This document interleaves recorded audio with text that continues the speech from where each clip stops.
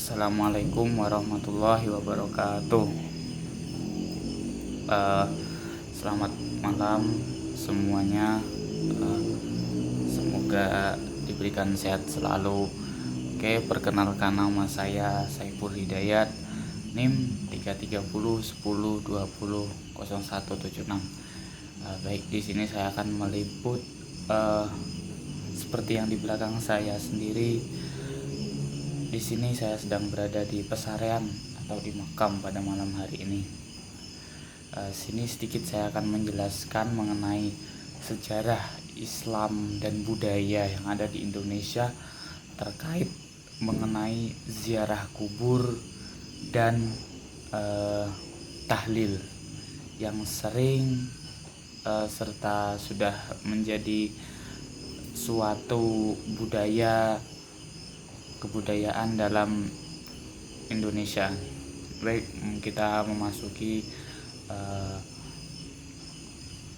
apa sih itu ziarah kubur, apa sih itu membaca tahlil.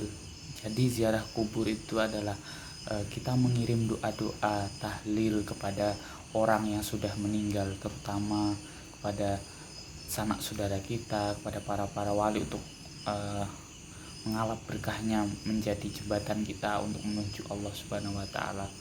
Jadi dapat dikiaskan, apa kalau ada pertanyaan, apakah sampai bacaan doa kita, apakah itu bid'ah? Tentu saja saya menjawab tidak. Itu tidak hal bid'ah karena itu sudah ada pada zaman Rasul. Rasulullah pun mendoakan kepada orang yang sudah meninggal, terutama pada Rasulullah lewat pada suatu makam, beliau memberikan suatu pelepah kurma, dimana di situ Rasulullah bersabda bahwasanya pelepah kurma ini akan terus mendoakan pada orang yang sudah meninggal sampai dia layu. Nah, di sini kita mengkiaskan, kalau pelepah kurma tumbuhan saja bisa mendoakan, apalagi kita yang sebagai manusia yang bisa berucap, berdoa, langsung meminta kepada Allah Subhanahu wa taala. Tentu saja doa kita sampai kepada beliau-beliau, orang-orang yang telah mendahului kita. Dan pada saat itu Rasulullah juga bersabda bahwasannya diperbolehkan untuk ziarah kubur, dan kemudian tidak diperbolehkan bagi wanita dikarenakan wanita sering menangis di kubur. Tapi kemudian ada hadis lagi yang muncul, kemudian Rasulullah membolehkan lagi. Di situ artinya tidak ada hal bid'ah yang terjadi pada ziarah kubur. Kita benar kesini berdoa, tapi kita tidak meminta kepada kubur.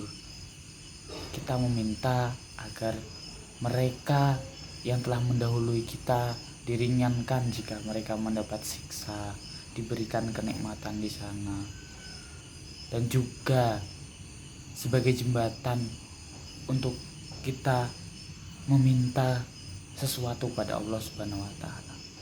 Ibarat ketika kita hendak mendekati seorang, maka hendak kita mencari orang yang lebih dekat dengan seorang tersebut. Sama saja, kita ingin dekat kepada Allah, maka kita mencari siapa yang lebih dekat dengan Allah. Ya mereka ini yang telah mendahului kita, mereka ini yang telah berpulang kembali pada Allah lebih dahulu daripada kita, maka mereka menjadi jembatan kita, mereka yang lebih dekat dengan Allah. Maka ketika kita ingin menyampaikan sesuatu kepada Allah, carilah orang yang lebih dekat.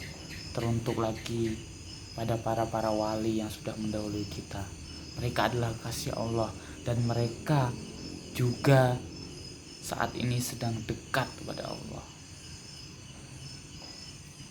Itulah beberapa singkatan dari ziarah kubur yang tetap yang menjadi budaya dalam Nusantara ini.